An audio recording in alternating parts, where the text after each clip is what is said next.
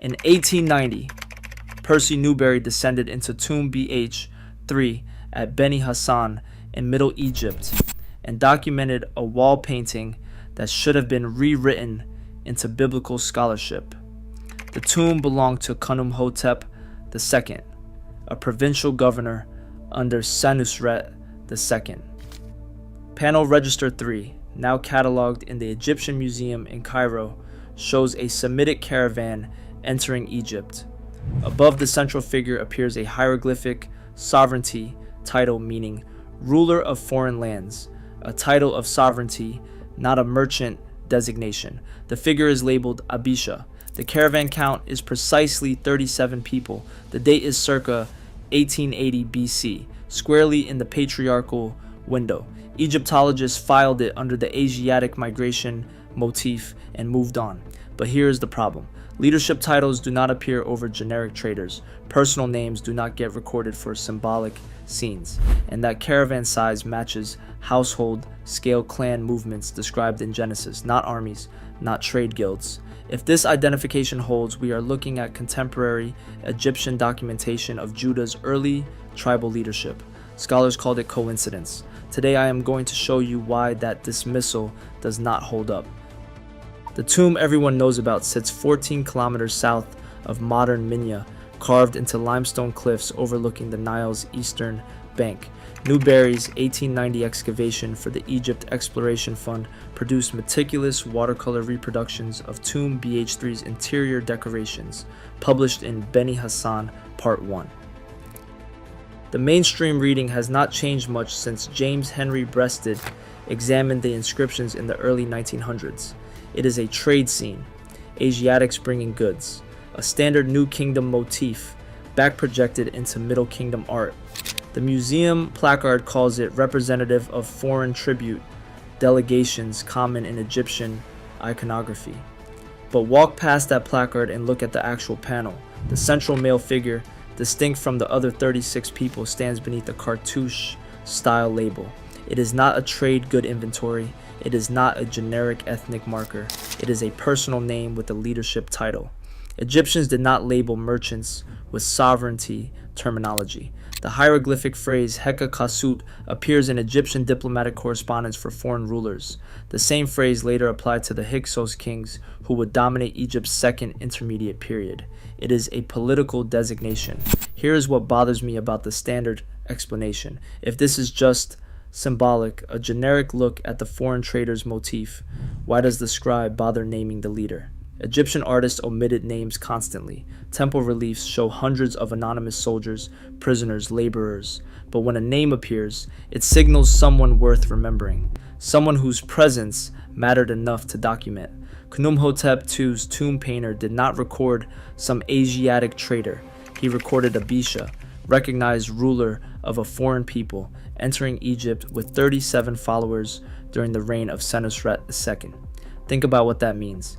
Either the Egyptian government considered this caravan politically significant, or the entire identification system breaks down. The scholarly caution is understandable. Biblical archaeology spent decades recovering from embarrassing overreach. The hunt for Noah's Ark, the Exodus route debates, and the misidentified walls of Jericho are examples. By the mid-20th century, academic consensus locked into a defensive posture. Extraordinary claims require extraordinary evidence, and name similarities do not count. James Henry Breasted, in his 1906 Ancient Records of Egypt, called the Beni Hassan scene intriguing but ultimately too ambiguous for confident identification. That assessment calcified into orthodoxy. The fear is not irrational. Harmonizing archaeology with biblical narrative has produced mountains of bad scholarship, including forced identifications, circular reasoning, and confirmation bias masquerading as exegesis. When you find an ancient Semitic name in Egypt, the intellectually honest move is skepticism. Abisha could be anyone. Abisha, Abishai, Abishur, and other Semitic names that share root components appear across centuries. Without additional corroboration, the name alone proves nothing. But here's the cause and effect problem that dismissal creates. It explains one variable while ignoring three others. Yes, the name is ambiguous, but what about the title? What about the date? What about the caravan size matching the household scale movements described in Genesis 46 verse 27 and Exodus 1 verse 5, where 70 total souls descend into Egypt, a number that halved for a preliminary delegation lands at 37. The standard explanation handles the name by calling it generic. It does not handle the convergence. And there is a fourth variable scholars often do not address, which is why this caravan is recorded at Beni Hassan at all. The site sits at the entry point of the Wadi Ghassul route from the Sinai, the natural corridor for southern Levantine travelers. If you are monitoring foreign entry during the Middle Kingdom, this is where you station officials. The tomb is not decorative art, it is an administrative record. Genesis 37 through 49 tracks Judah's emergence as the dominant voice among Jacob's 12 sons. Not the eldest, that is Reuben, not the favored, that is Joseph. But when crisis hits, Judah speaks. He proposes selling Joseph rather than killing him. Genesis 37, verses 26 to 27. He offers himself as surety for Benjamin. Genesis 43, verses 8 to 9. He delivers the speech that breaks Joseph's disguise. Genesis 44, verses 18 to 34. By Genesis 49, Jacob's deathbed blessing positions Judah as the leader. The scepter shall not depart from Judah, nor the ruler's staff from between his feet. Traditional biblical chronology places the patriarchal period in the Middle Bronze Age, from 2000 to 1500 BC. Genealogical counts from Genesis suggest Jacob's family enters Egypt sometime in the 19th century BC, right when Senusret II reigns. But here is the tension. Leadership language appears before monarchy. Judah is not a king, he is a clan head, a tribal leader recognized by his brothers and apparently by foreign governments. The scepter comes later. David's dynasty does not emerge until the 10th century BC, nearly a millennium after this proposed identification. So here's the question. If Judah operated as a recognized leader in the pre-monarchic period, where would Egypt record that? Not in king lists, not in diplomatic treaties, but possibly in a border official's tomb, commemorating significant foreign contacts. A ruler of foreign lands who is not a king, just a man with authority over his extended household, entering Egypt on some mission important enough to document. The phrase HQA CASWT fits that profile. It is a sovereignty title, yes, but not exclusively royal. It recognizes political authority, the kind a clan patriarch would hold. And if Egyptian administrators encountered a Levantine leader named Abisha, a name built from Hebrew roots that means father of salvation, leading 37 people through the border checkpoint, they would record it exactly this way. The 12th dynasty chronology is rock solid. Senusret II's reign is anchored by astronomical observations recorded in the Lahun Papyri, cross-referenced with Manetho's king lists and the Turin canon. We are talking about 1897 BC to 1878 BC, plus or minus a decade, depending on which chronological model you use, high, middle, or low. No reputable Egyptologist disputes this time frame. It is not biblical chronology. It is not theological reconstruction. It is straightforward archaeological dating. Now open Genesis and do the math.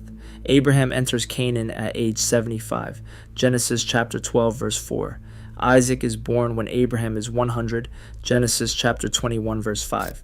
Jacob is born when Isaac is 60. Genesis chapter 25 verse 26.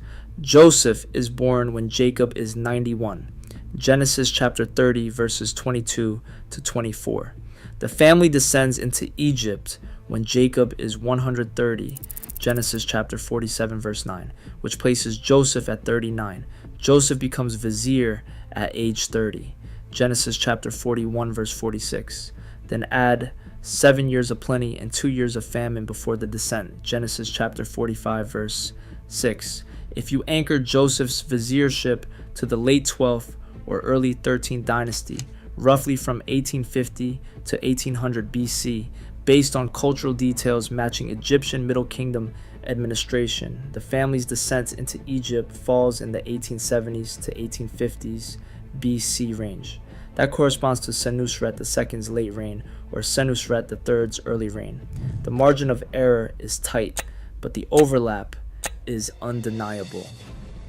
The name Abisha appears in Newberry's transliteration, representing an Egyptian phonetic approximation of a Semitic original. Hebrew naming patterns from the patriarchal period combine root words into theophoric or descriptive compounds. The root Av means father. The root Yasha means to save, to deliver, to help. Abisha, meaning father of salvation or father helps, follows standard West Semitic construction. Now here is the objection, but the name is not Judah. Correct. That is actually the proof it is authentic, not fabricated. If an Egyptian scribe were inventing a scene, or if later biblical redactors were inventing a patriarch to match the painting, the name would match cleanly. The fact that it does not, that we have Abisha in Egypt and Judah, Yehuda, meaning praised, in Genesis, suggests we are dealing with two different naming traditions recording the same historical figure. Tribal leaders get named. Tribes get named after them later. Judah appears in Genesis as a personal name, then becomes the eponymous ancestor of the tribe. During his lifetime, he may have been known by multiple names or titles. Ancient Near Eastern leaders frequently carried birth names, throne names, and regional variants. The Egyptian scribe records the name as he heard it, Abisha. The Hebrew text preserves the family name, Judah. Both could refer to the same person at different moments or in different contexts. Alternatively, Abisha could be a chief steward or lead representative traveling under Judah's authority, the kind of administrative second in command who handles logistics while the clan leader stays in Canaan.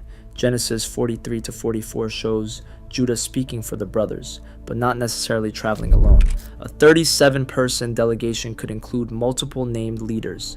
Either way, the name structure fits Semitic patterns from the right period, and the title remains consistent. This is a recognized authority figure, not a merchant. Egyptologist Alan Gardiner noted in Egyptian grammar that the phrase Heka Chasut literally translates as ruler of foreign hill countries or chieftain of foreign lands. The phrase later becomes associated with the Greek term Hyksos, applied to the Semitic rulers who dominate Egypt during the Second Intermediate Period, circa 1650 to 1550 BC. But in the Middle Kingdom, Heka Kasut appears in diplomatic contexts, recognizing foreign leaders Egypt considered legitimate political entities. Here is the cultural mismatch. Traders do not get sovereignty titles. Merchants, even wealthy ones, appear in Egyptian records as Shuti W, traders, or Qadi, ship captains. When the Egyptians want to record commercial exchange, they use commercial language. The Beni Hassan inscription does not do that. It uses political language, the same terminology applied to Nubian chieftains, Libyan tribal heads, and later Canaanite city-state rulers. Think about what that recognition implies.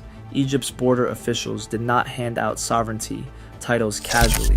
To receive a Heka Kasut designation, you needed political authority back home, control over people, land, or resources significant enough that Egypt considered you a negotiating partner rather than a supplicant. This is not a record of buying textiles from wandering Bedouins. This is a record that Egypt received a diplomatic delegation from a foreign leader whose authority Egypt acknowledged. Now overlay Genesis 34, where Judah's family negotiates and betrays a covenant with Shechem, operating as a political unit capable of warfare and treaty making. Or Genesis 38, where Judah appears financially independent, managing flocks and conducting business autonomously. The biblical portrait is not wandering nomad. It is a semi-sedentary clan leader with territorial influence and recognized authority. Egypt documented that reality. The Beni Hassan scribe recorded a title that reflects exactly what Genesis describes: a man with leadership over his people, operating below the level of kingship but above mere subsistence. He is presented as a ruler of foreign lands. Look at the panel itself, preserved in Newberry's watercolors and later photography. The Caravan members wear patterned garments, vertical stripes, and geometric designs consistent with Levantine textile traditions from Middle Bronze Tua A, from 2000 BC to 1750 BC. These are not Egyptian kilts or pleated linen. They are distinctive regional clothing, marking the wearers as non-Egyptian. The men carry composite bows and throw sticks, weapons associated with Asiatic hunting and warfare, not Egyptian military equipment. One figure carries a lyre, an 8-stringed instrument matching Mesopotamian and Levantine musical iconography from the period. Lyres appear in Sumerian temple contexts and later in Canaanite religious practice. They do not appear in Egyptian musical traditions until much later, borrowed from Asiatic influence. The inclusion of this specific instrument in the Beni Hassan painting signals cultural identity. These are not Egyptians dressed up as foreigners for artistic effect. These are foreigners recorded with their actual cultural markers intact. The women's hairstyles, the bearded faces of the men, the leather footwear, every detail stacks identity markers that say Southern Levant, early 2nd millennium BC. Egyptologists universally agree these are Semitic peoples from Canaan or surrounding regions. The dispute is not ethnic origin. The dispute is individual identification. But here is the cause and effect that accumulates weight. The more specific the cultural markers, the less likely this is a generic symbolic scene. Generic scenes use generic signifiers. Specific details, such as personal names, sovereignty titles, precise weapon types, regionally distinctive instruments, and exact caravan counts, suggest documentation, not symbolism. You do not need 37 painted figures to communicate foreigners arrive. You need 37 when you are recording 37. Genesis chapter 46 verse 26 states, "All the persons belonging to Jacob who came into Egypt, who were his own descendants, not including Jacob's sons' wives, were 66 persons in all." A preliminary delegation of roughly half that number, perhaps scouts or advanced representatives, lands at 37. The precision matches. Open Genesis 43 and watch Judah operate. Joseph, disguised as Egypt's vizier, demands Benjamin accompany the brothers on their next grain-buying trip. Reuben, the eldest, offers his own sons as collateral, a desperate, illogical pledge Joseph ignores. But Judah speaks differently. "I will be a pledge of his safety. From my hand you shall require him. If I do not bring him back to you and set him before you, then let me bear the blame forever." It is not desperation. It is negotiation. Later, when Joseph frames Benjamin with a planted silver cup, Judah delivers the speech recorded in Genesis 44, verses 18 to 34. It is not begging. It is advocacy, a structured argument, emotional appeal, and personal sacrifice offered as resolution. Joseph breaks. The disguise collapses. Judah's leadership, not Reuben's birthright, drives the narrative resolution. Now here is the alignment. Hekakasut is not kingship. It is recognized authority without a throne. Judah operates exactly this way in Genesis, leading through responsibility rather than inherited rank. He is not the firstborn. He is not appointed by Jacob until the deathbed blessing. He earns leadership through action, and that leadership gets recognized by those around him, including apparently Egyptian officials who label him or his representative with a sovereignty title. The Egyptian record does not contradict the biblical portrait. It confirms it. Before monarchy, before tribal confederation, before the judges even, leadership existed at the clan level, exercised by men whose authority came from personal credibility and family loyalty. That is what Genesis describes. That is what the Beni Hassan inscription documents. Pause there. If this alignment holds, we are not looking at the Bible loosely matching archaeology. We are looking at contemporary Egyptian administrators documenting the same political reality Genesis describes, using the terminology available to them. A sovereignty title that fits a patriarch leading his household, not yet a king, but already a ruler. Trace the route from Hebron, the traditional patriarchal base in southern Canaan, to Egypt's eastern border. It is roughly 250 miles through the Negev, across the Sinai, to the Egyptian frontier at Wadi Tumilat. Bronze Age travelers followed the way of Shur, the northern Sinai corridor connecting Canaan to the Nile Delta. Travel time is 10 to 14 days for a group carrying supplies and livestock.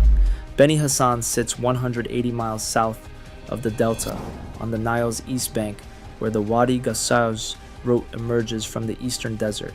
It is not a random location. During the 12th dynasty, Egypt maintained border fortresses and administrative centers precisely at these geographic choke points. places where foreign entry could be monitored, documented, and controlled. The Middle Kingdom government did not trust unregulated migration. They built infrastructure to track it. Khnumhotep II was not a border guard.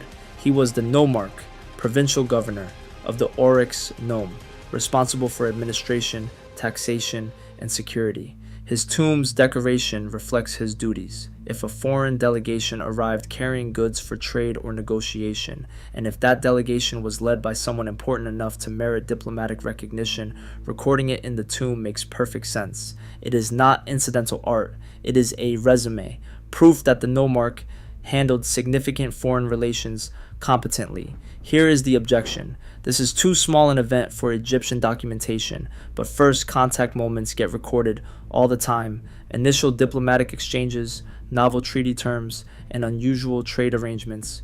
The Egyptian bureaucracy loved documentation.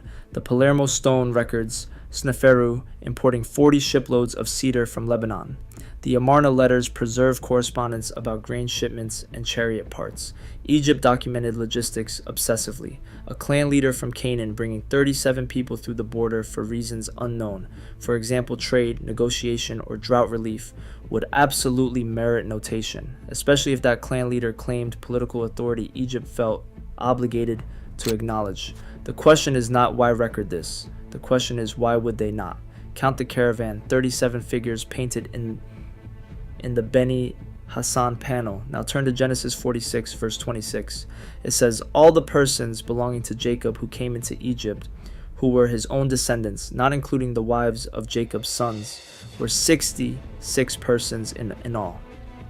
Add Jacob, Joseph, and Joseph's 2 sons born in Egypt, and you reach 70 total souls. That number appears again in Exodus 1 verse 5 and Deuteronomy 10 verse 22, emphasized as theologically significant. But here is the detail Genesis 46 hides. That is the total household. Not everyone descends at once. Genesis 42 and 43 describe multiple trips to Egypt during the famine. First the brothers without Benjamin, then the brothers with Benjamin, and finally Jacob with the entire household after Joseph's revelation. The initial reconnaissance missions would involve smaller groups, advanced parties testing the situation, negotiating terms, and securing guarantees before risking the whole family. 37 people is roughly half of 70, minus Joseph's Egyptian household. It is the size you would expect for a preliminary delegation, large enough to signal importance and transport goods, and small enough to move quickly and minimize risk. It is not an army. Genesis 14 describes Abraham fielding 318 trained men. This is not that, nor is it a single family unit. Genesis 12 describes Abraham traveling with his household and livestock, numbers unspecified. It is an extended clan delegation, precisely scaled to the diplomatic mission Genesis describes. Think about what that specificity says it means. If the Egyptian painter invented this scene or recorded a generic foreigners arrive motif, why 37? Why not 40, a round number? Why not many foreigners left uncounted? The specificity suggests observation, not imagination. Someone counted 37 people and recorded 37 people. Here is the retention hook. Genesis does not record this number. It records 70. The Egyptian painter records 37. The mismatch becomes evidence of corroboration, 2 sources recording the same event from different moments, one capturing the preliminary delegation, the other totaling the eventual household. That is not coincidence. That is corroboration. Reframe the mental image. When you read Judah in Genesis, what do you picture? A shepherd, a nomad, a tribal elder sitting by a tent. Now add a man recognized by Egyptian officialdom as Hikekesut, a ruler of foreign lands, documented in administrative art as possessing political authority significant enough to merit sovereignty terminology. Genesis 49 verses 8 through 10 suddenly gains texture. Judah's brothers shall praise him. His hand shall be on the neck of his enemies. His father's sons shall bow down before him. Judah is a lion's cub. The scepter shall not depart from Judah. This is not prophetic poetry disconnected from reality. This is Jacob recognizing what already exists. Judah's established leadership, his operational authority, and his capacity to negotiate with foreign powers. The blessing formalizes what the Beni Hassan inscription documents political authority exercised before monarchy. The cause and effect ripple extends forward. When 1 Chronicles chapter 5 verse 2 notes that Judah became strong among his brothers and a chief came from him, it is not inventing an origin story. It is preserving a memory. Judah's pre-monarchic leadership grounded in historical action, recognized abroad before it crystallizes into tribal dominance and eventually kingship under David. This changes how we read Lion of Judah in Genesis 49 verse 9 and later in Revelation 5 verse 5. It is not just metaphor, it is political memory. A clan leader whose authority was real enough, early enough, that it survived in Egyptian records and Hebrew tradition simultaneously, eventually becoming the foundation for royal legitimacy centuries later. Monarchy does not create this authority. Monarchy inherits it. The Beni Hassan inscription captures that pre-monarchic moment, leadership recognized, documented, and preserved before it becomes dynasty. Judah leads not because he is king, but because leadership precedes kingship. Egypt saw it. Genesis records it. The painting preserves it. Return to the wall. Panel register 3. Tomb BH3. Beni Hassan. The phrase Heka Kasut carved above the figure labeled Abisha. When you first encounter it, it is curious, an anomaly, a data point that does not quite fit. But after stacking the evidence, the chronology, the title, the caravan size, the geographic logic, the cultural markers, and the leadership pattern in Genesis, the same artifact carries different weight. It is no longer a tentative suggestion that this connects to something biblical. It is contemporary documentation of clan-level leadership during the patriarchal period, preserved because an Egyptian provincial governor considered it significant enough to record in his tomb. The convergence of details resists dismissal. The name might be ambiguous in isolation. The date might be coincidence. The title might apply to multiple leaders. But when chronology, terminology, logistics, and biblical narrative align across 7 independent variables, coincidence becomes implausible. Here is what I am not claiming: absolute certainty. The identification remains circumstantial. No inscription reads Judah, son of Jacob, from Hebron. Egyptian records do not cross-reference Genesis genealogies, but circumstantial evidence, when it accumulates density, outweighs absence of direct proof. We build historical understanding from fragments, patterns, convergences. The Beni Hassan panel is one fragment. Genesis is another. The pattern they form together is too specific to ignore. You can verify everything I have shown you. The tomb is accessible. Newberry's excavation reports are published. The chronology is standard Egyptology. The translations are consensus readings. The biblical text is open source. Go look at the artifact yourself. Stand in front of it. Egyptian Museum, Cairo, ground floor, Middle Kingdom Gallery. See if you can explain away the convergence of that title, that name, that number, that date, all landing in the same 20-year window. Next time you read Genesis 43, when Judah speaks for his brothers, picture that wall. A man whose leadership was real enough that Egyptian administrators used sovereignty language to describe him. Not legendary, not mythical, documented. The kind of documentation that survives because someone in Egypt, a provincial governor overseeing border traffic during the reign of Senusret II, considered this encounter worth preserving in stone.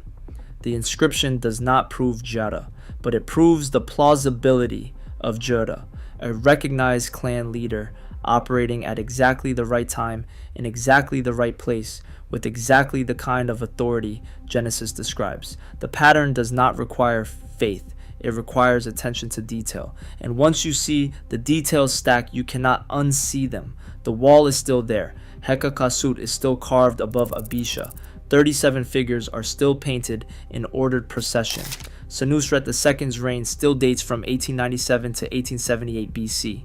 Genesis still records Judah leading his brothers during this exact chronological window. The convergence does not change. Only your awareness of it changes. That is the investigative invitation. Verify it yourself, then decide whether dismissal still works.